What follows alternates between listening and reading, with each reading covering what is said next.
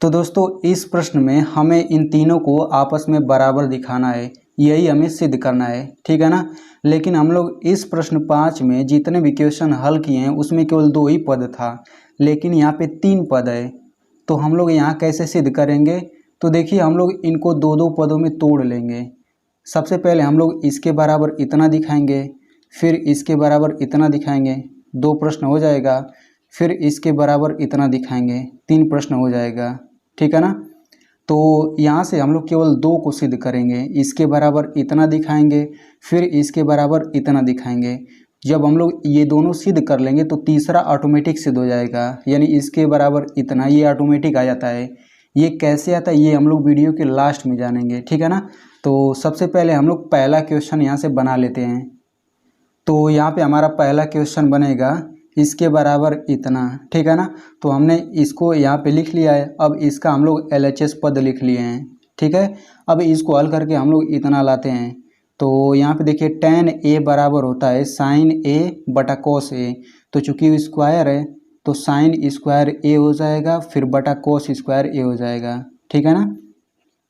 फिर बटा, अब देखिए cot A बराबर होता है cos A बटा sin A, तो इसका भी स्क्वायर हो जाएगा। तो ये हो जाएगा cos स्क्वायर A बटा साइन स्क्वायर A, ठीक है।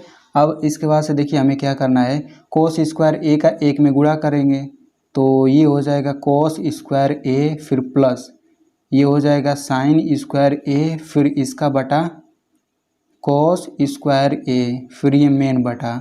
अब साइन स्क्वायर A का 1 में यहाँ पे गुणा करेंगे, तो ये हो जाएगा sine square A plus cos square A, फिर इसका बटा साइन स्क्वायर A, ठीक है ना। अब देखिए ऊपर ये सर्वसमीका है, cos square A plus sine square A बराबर 1 होता है, तो 1 लिख लिया, फिर बटा cos स्क्वायर A, फिर ये मेन बटा। अब देखिए नीचे भी वही सर्वसमीका है, तो इसका भी मान 1 हो जाएगा, फिर बटा साइन स्क्वायर A। अब इसके बाद से आपको पता ही है कि जब ये मेन बटा हटता है तो यहाँ पे गुणा हो जाता है और नीचे वाला पलट जाता है। तो ये हो जाएगा 1 बटा cos स्क्वायर A, फिर गुणा साइन स्क्वायर A बटा 1।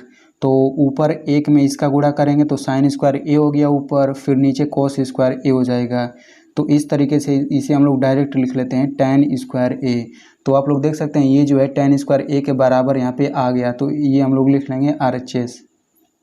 तो इस तरीके से यहाँ से पहला सवाल सिद्ध हो गया, ठीक है। अब हम लोग दूसरा सवाल यहाँ से बनाएंगे, इसके बराबर इतना दिखाते हैं, ठीक है। तो चलिए हम लोग दूसरा लिख लेते हैं। तो यहाँ पे हमने दूसरा प्रश्न भी लिख लिया है और इसे भी हमें दिखाना है tan स्क्वायर A के बराबर, तो हमने इसका LHS पद लिख लिया इतना, ठीक है। तो इसमें भी हम लोग tan A के जगह रखेंगे साइन A बटा cos A। तो ये हो जाएगा साइन A बटा cos A, फिर मेन बटा 1 माइनस, सॉरी यहाँ पे माइनस रहेगा, यहाँ पे cot A बराबर लिखेंगे cos A बटा साइन A, ठीक है ना। अब ये पूरे का होल स्क्वायर भी लिख लेंगे। अब इसके बाद से ये हो जाएगा, देखिए cos A का 1 में गुणा करेंगे तो ये हो जाएगा cos A, फिर माइनस साइन A, इसका बटा हो जाएगा cos A, फिर ये मेन बटा साइन A का 1 में गुणा किया तो ये हो जाएगा साइन A, फिर माइनस cos A, फिर इसका बटा हो जाएगा साइन A, ठीक है ना। अब इसका भी हमने यहाँ पे स्क्वायर कर दिया। अब इसके बाद से इस कोष्ठक के अंदर हम लोग इसे पलट लेते हैं, ठीक है। तो यहाँ पे हम लोग सबसे पहले इस वाले कोष्ठक को यहाँ पे बड़ा कोष्ठक बना लेते हैं। तो ऊपर हो जाएगा cos A minus sine A, फिर बटा cos A, ठीक है ना। अब हमने मेन बटा को गुणा के रूप में बदला तो नीचे वाला पलट जाएगा, तो ये हो जाएगा साइन A बटा साइन A माइनस cos A, ठीक है ना। अब इसका स्क्वायर हो गया। अब इसके बाद से देखिए हमें क्या करना है, अब देखिए इसमें से हम लोग -1 कामन ले रहे हैं इन दोनों पदों में से।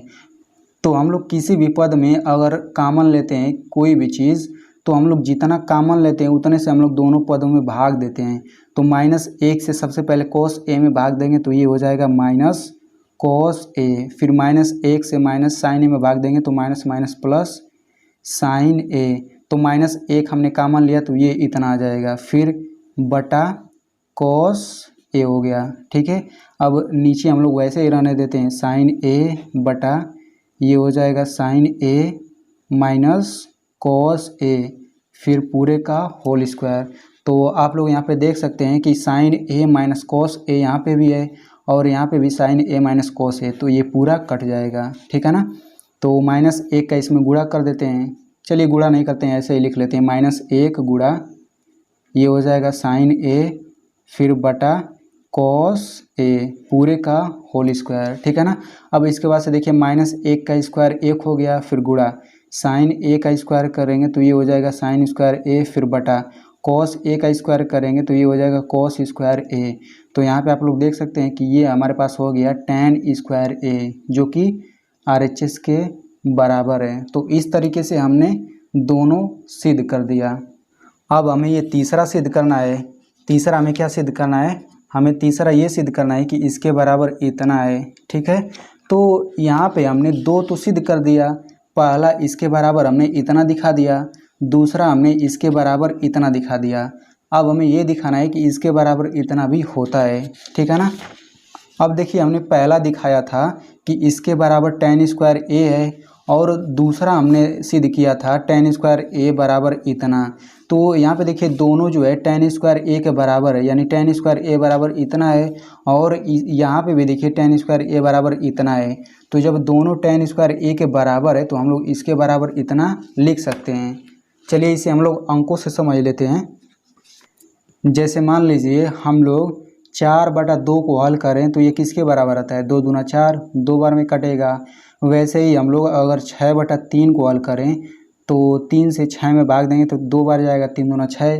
तो आप लोग देख सकते हैं कि 2 के बराबर 4/2 भी है और 2 के बराबर 6/3 है। तो जब दोनों 2 के बराबर है तो हम लोग इसके बराबर इतना लिख सकते हैं, यानी कि 4/2 बराबर 6/3 लिख सकते हैं। तो सेम वही चीज़ यहाँ पे भी है। यहाँ पे tan स्क्वायर ए बराबर इतना हमने सिद्ध किया था, फिर tan स्क्वायर ए बराबर इतना सिद्ध किया था, तो हम लोग इतने बराबर इतना लिख सकते हैं।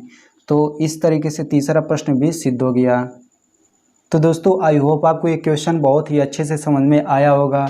अगर आप लोग इस प्रश्नावली के बाकी सभी प्रश्नों को देखना चाहते हैं तो यहाँ पे एक प्लेलिस्ट आ रहा होगा, इस प्लेलिस्ट पर क्लिक करके आप बाकी सभी प्रश्नों को देख सकते हैं।